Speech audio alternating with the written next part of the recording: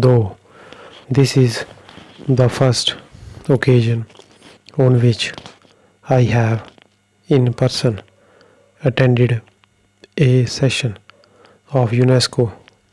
I may claim that in spirit I have always been with you and followed your deliberations and activities with the keenest interest and some sympathy.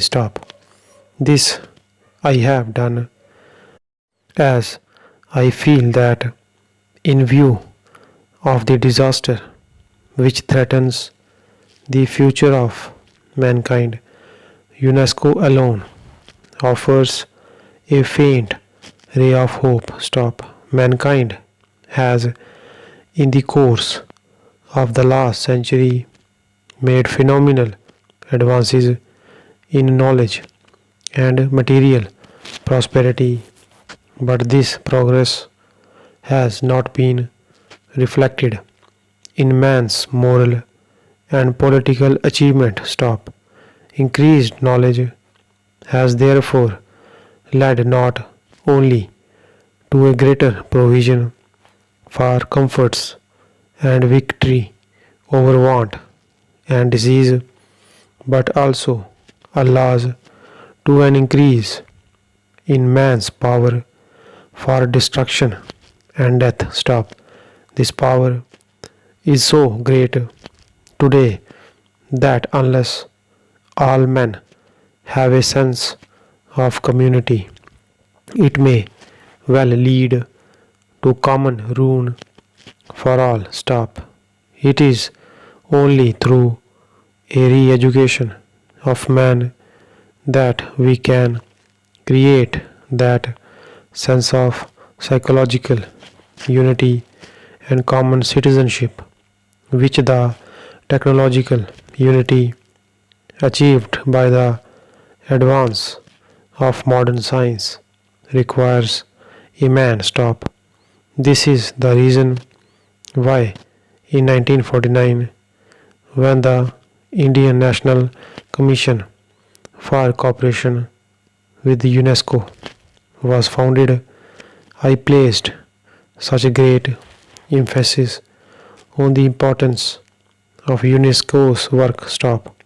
I pointed out with regret that while the United Nations were founded for the achievement of peace and unity, the result had in fact been the division of the world into two varying camps.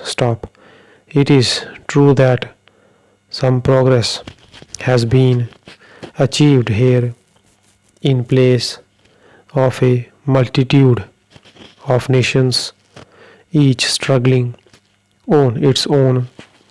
The United Nations present a picture of two solid blocks array one against the other. Nevertheless, to any man who looks forward to cooperation and friendship among nations, this picture can bring no message of hope.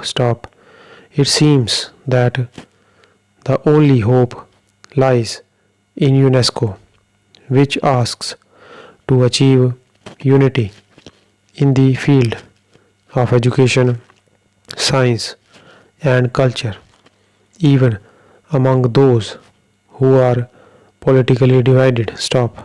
I feel that if UNESCO could achieve its objectives and create understanding between different nations on the cultural plane, there is hope that with time the cultural understanding would make itself felt in the economic and political fields also. In the course of the last 2 years, my hope in UNESCO and my apprehensions about the United Nations have both increased. Stop.